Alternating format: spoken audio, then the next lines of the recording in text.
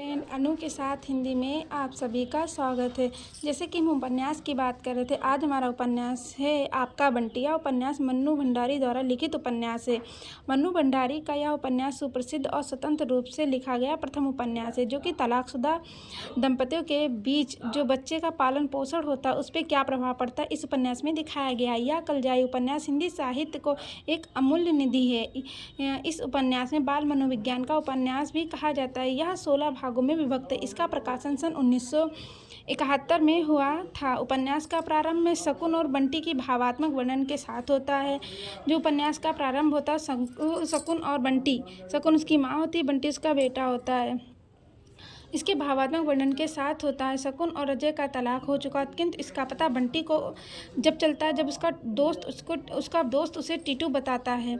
शकुन और अजय के विफल वैवाहिक जीवन का सबसे अधिक प्रभाव जो होता है उसका बेटा बंटी ही झेलता है। यह उपन्यास हर उस बच्चे की कहानी है जो इस प्रकार की परिस्थितियों के बीच पिसकर अकेले, जड़हीन और अनचाहे होते चले जाने का अभिशाप करती है। इसके कुछ पात्र हैं उपन्यास में, कुछ पात्र हैं बंटी, अजय, शकुन जो बंटी की माँ होती है, वकील चाचा, अजय शकुन का जो मतलब सलाहकार होते हैं, वकील फूफी होती हैं, कुछ गौड़ पात्र होते हैं, डॉक्टर जोशी, प्रतिमा होती हैं, अमी होती हैं, जोत होते हैं, मीरा और होती हैं, चीनू, टीटू होता है, कुन्नी होता है, शर्मा साहब की लड़की माली होती, चपरासी, बंसी,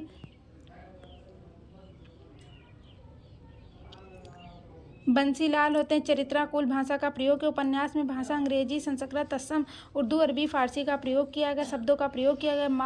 मन के मन्नू जी के मार्मिक ढंग का यहाँ पर उकेरा गया है और तलाक के समस्या पर केंद्रित इस उपन्यास में मन्नू भंडारी ने बाल मनोविज्ञान की मार्मिक परतों को खोला है। तलाक के बाद एक समस्या केंद्र बन गई है, जो बंटी समस्या का केंद्र बंटी के लिए बन गई, जिसके पिता अजय एवं माँ शकुन होती। शकुन आधुनिक एवं स्वतंत्र विचारों वाली आधुनिक स्त्री होती है, वही अजय अहम भाव से भरा होता है। दोनों में से कोई रिश्ते को लेकर झुकने को तैयार नहीं होता, वे एक दूसरे को झुकने की प्रतीक्षा करते हैं।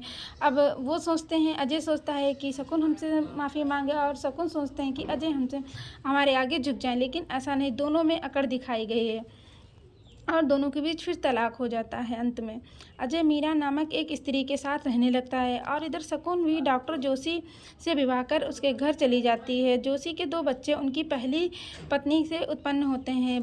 बंटी डॉक्टर जोशी के घर नहीं जाना चाहता है, लेकिन माँ उसे अब से पहले से प्यार नहीं करती है, क्योंकि अपने पास सुलाती भी नहीं है। जाहिर सी बात है कि उसकी शादी हो गई है और जिससे शादी हुई डॉक्टर जोशी से, उसके भी पहले से ही 2 बच्चे मौजूद हैं वहाँ पर। उसे माँ शकुन का डॉक्टर जोशी के साथ कमरे में सोते देखना अच्छा नहीं लगता है।